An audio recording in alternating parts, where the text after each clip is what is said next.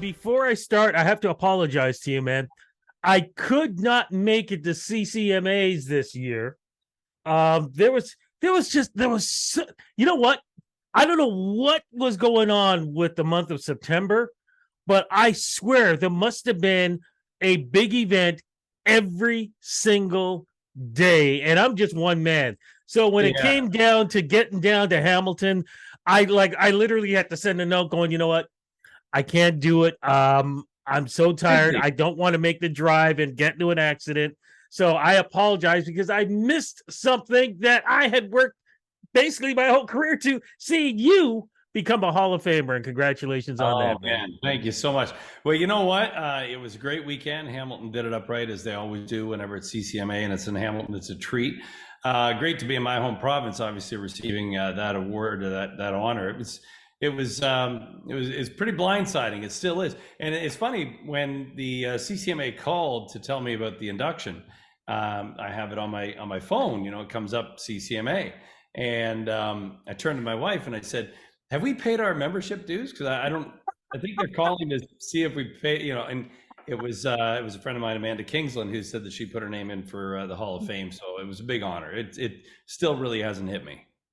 You know, when you look at your career, man, and with the boys and everything else too, did you ever imagine it would turn out to be like this? Like you're the statesman now, when it comes Yeah, to right. Canadian country music. You're the guy all the youngins, when they get into the business, look up to, come for advice, look at your career as, the stepping stone to being successful. It's interesting because that's one of the things I like probably the most about interacting at the CCMA is not just this year with the Hall of Honor or Hall of Fame, but anytime you get young people coming up and asking advice, like I used to when I was, still a little younger, they'd ask me, what do you give her advice for younger artists? It's just, just keep doing what you're doing, that kind of thing. But as you get a few miles under you, just like yourself, and you learn a few things about the business we're in, a few things stand out, right? Trying to be more yourself than anybody else. There can't be another Rudy Blair, so you got to be you and embrace those things. Don't look at the other person and run your own race. All those things that seem to be cliche are actually they hold a lot of weight, and you have to stop and think about what that means. And my favorite things about this point in my career are being able to maybe impart some wisdoms, and then there's also like the actual mechanical side of things where you can give advice, like who do I call? How do you get paid on the whatever? And who's the one who takes care of it? Who would you recommend for whatever? I love having those conversations too. And you know what? As we do become, older statesmen, we sometimes have to turn to the youngins because, Yeah, we would not be doing this if they've they got it all weren't doing figured what out. they're doing now. Oh, there's so many young artists that just really have it dialed in. Like the James Barker Band, huge fans of them. Tim and the Glory Boys, and like they're just a whole new crop of these artists that are super slick, super switched on, and they have more resources available to them than maybe we did. I didn't have the internet. I didn't know who. If I wanted to find out who the players were in Nashville, I had to go there, and that's what I did. I moved there, and you had to kind of get in the mix and learn what was going on. Now you can write over Zoom. You can research how publishing royalties are paid out. You figure out roughly what's fair and what's not fair for agency percentages and things like that we just had no idea before, and now we do. Yeah, you know what? The other thing too, all those guys that you mentioned, not giving too much away, but let's just say they know how to party. Whereas for us, 11 o'clock, oh man, it's time to go to bed. Yeah. Well, there you go. Well, we always have Advil, right? But no, and that is part of it. I mean, getting to know everybody, and it's always a brief time, right? So when I see you out Yeah. at the shows, when I see other artists out at the shows, it's like we'd love to catch up, and you only have so much time. It's like that's our office. It's a weird thing for people to. It's a weird dynamic, like when you're working on building a house and there's other framers around and you got a buddy who's framing a house at the one next door. It's not like you just stop and start chatting and visiting for an hour, right? You're both framing. You got to do it. And that's what we're doing. We're entertaining and put on a show. So it's a busy time. Speaking of entertaining, this is such a cool thing because you're involved with something that I never would have thought would come together, because we're talking about yourself, another Hall of Famer, and future Hall of Famers all together in an amazing tour. What's going on, my friend, for fall of 2023? Yeah, this is amazing. I actually, my agent Todd called me up a little while back and said, "Would you be interested in touring with Michelle Wright and Doc Walker?" And I'm like, "Yeah." I mean, like, who wouldn't? I mean, they're just a couple of my favorites. Of course, Michelle Wright, a Hall of Famer, and Doc Walker. They recorded my song "Rocket Girl," so I'm like two of my favorite people. But we started putting this together and looking at it. It's like there's 32 top 10 singles, 4 Juno Awards, 37 CCMAs, 5 SOCAN Awards, 2 CCMA Hall of Famers now, and it's called the Great Canadian Road Trip, and it's just hit after hit after hit. And we're actually having a Zoom call meeting later this afternoon to just kind of refine the set list a bit, because the trouble we're having is getting it smaller, and which is a great problem to have, right? Because when you're starting out, you've got 1 or 2 singles, and you're like, oh, we got to put in all these cover songs. What do you want to sing? Now it's paring them down to just the best of the best.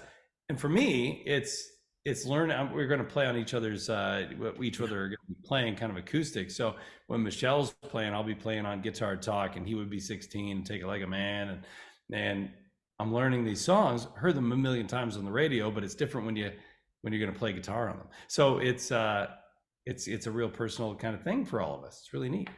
Even though you're probably going to have a set list, really every show is going to be different, because different environment, different stories to tell, different people. Like literally, it's almost like everybody should buy every ticket to every show, because every show is going to be different.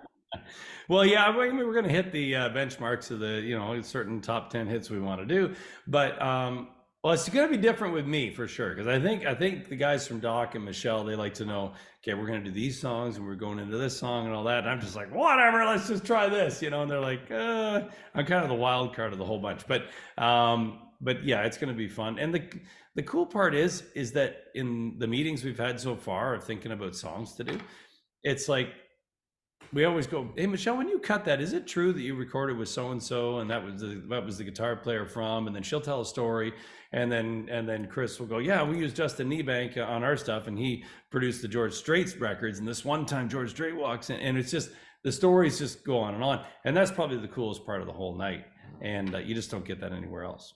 That's what I love about this business, man, being on the other side, to be able to witness that and be part of that too. The other thing that I'm loving, and this has been a tough thing, especially this year, which is one of the reasons why I haven't gone.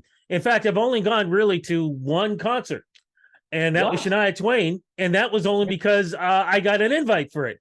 Prices are tough.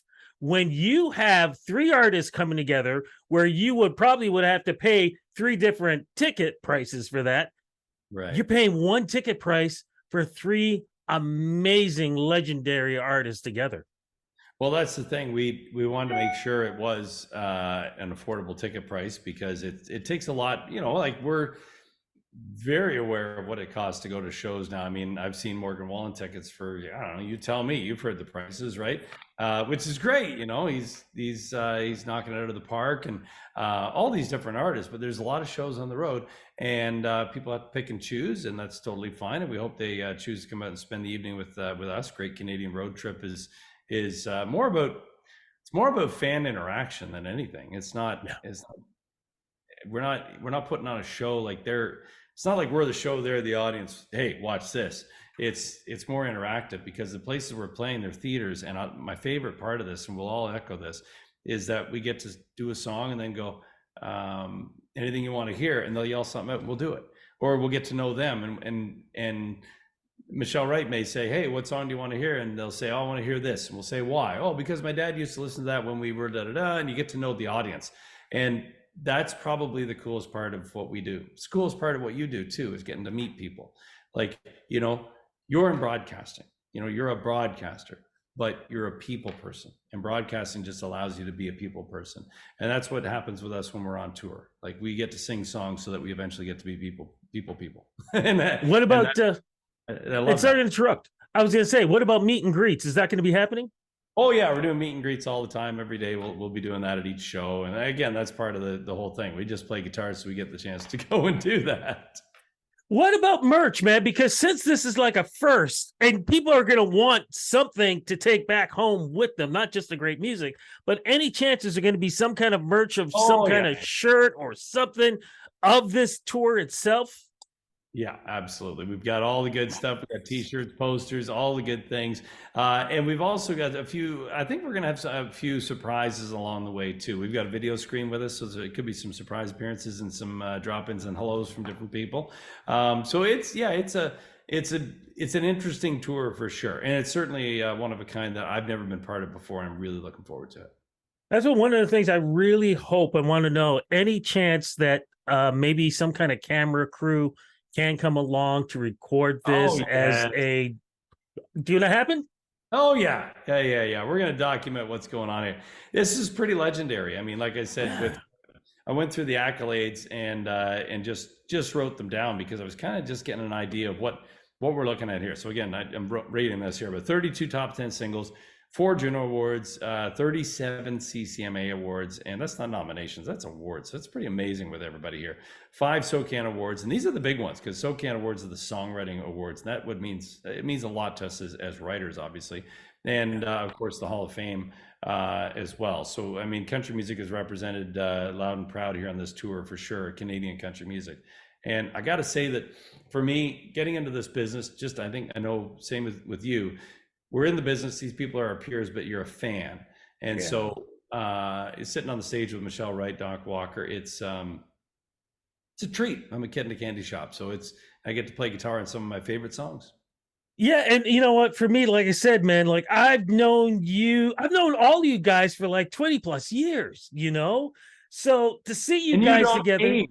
Why don't you age? You're like the Benjamin Button of the broadcast world. What's going on with Rudy Blair? No, man. It's not fair. It's Michelle Wright. She does not age. I want to know the secret. What does she do?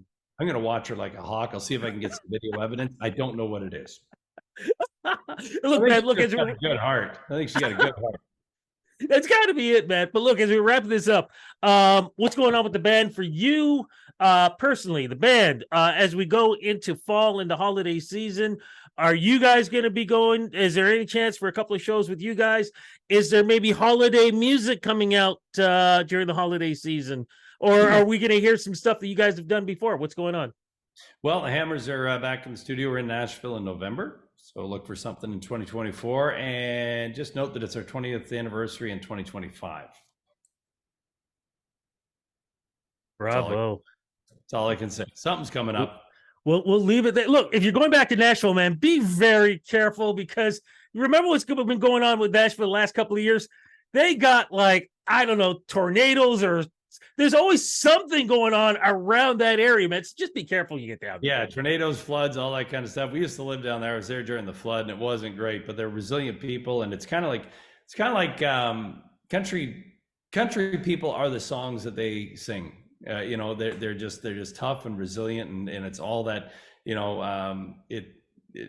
just got a heart and a spirit that is country music and it is country life, and they just always seem to jump right back up. Yeah, they do. Just so do you, man, which is why I've always got mad respect for everything that you've done over the years and continue to do. Look, congrats on the Hall of Fame.